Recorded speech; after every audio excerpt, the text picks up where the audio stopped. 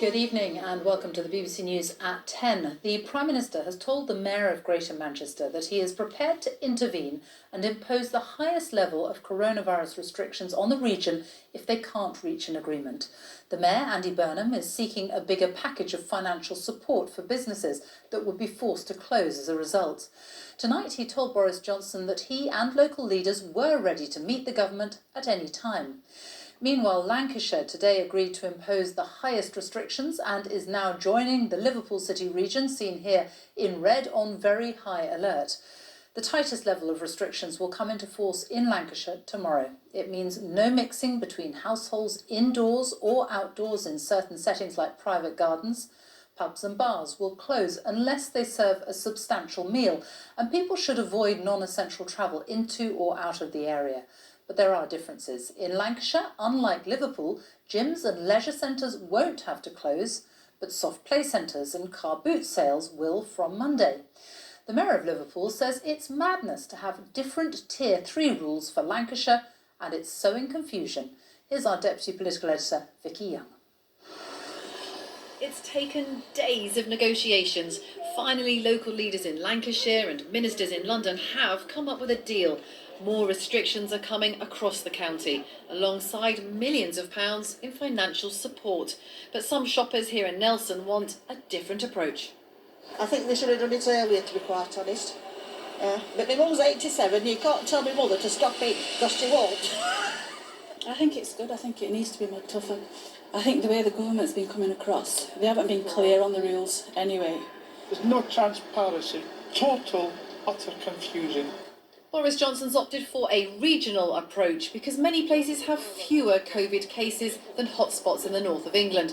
But it's meant more talking, more wrangling over money and more delay. No one wants to have to implement these measures which damage local businesses, but these decisions were necessary because of the rate of increase not just of infections, but also in hospitalisations and admissions to intensive care. But not every area has signed up. Greater Manchester's leaders said tonight that closing pubs wasn't the only way to protect hospitals. They want other things like shielding to be considered and tougher penalties for venues that flout COVID regulations.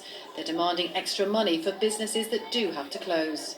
Don't you now have to make a quick decision about whether you impose those extra restrictions on places including Greater Manchester or give them more money to persuade them? Which will it be and when? It's far better to do it together because we want the maximum local buy-in, the maximum local enforcement and the maximum local compliance. And that means local leadership. I hope that Greater Manchester will come on board. The national government must reserve the right to step in and do what is necessary. For many cities, including Nottingham, the uncertainty continues. Cases and hospitalisations are rising quickly and additional measures could be on the way. One former Prime Minister says the government has to be more generous. At the very time that we're increasing the requirements on people not to do things and denying people the chance of jobs, we're reducing the economic support. Now, if I was Boris Johnson, again, you've got to be one step ahead. What he should be doing is calling the Chancellor this morning, telling him that his economic recovery package is not going to work, get him to bring a new economic recovery package, and I think you could build consent around that. Boris Johnson says the situation's worsening with every passing day. There's real tension between Westminster and some local leaders, but decisions need to be taken very soon. Vicky Young, BBC News, Westminster. Pubs and bars have just closed tonight in Lancashire and no one knows when they'll be allowed to reopen. The only ones that can continue to serve customers are those that serve substantial meals as well. Judith Moritz has been gauging reaction to the sudden changes in Lancaster. Lancashire woke up to uncertainty and rumour. Mid-morning, confirmation came. The county's soaring infection rates causing it to move up from the middle to the highest COVID alert level. It means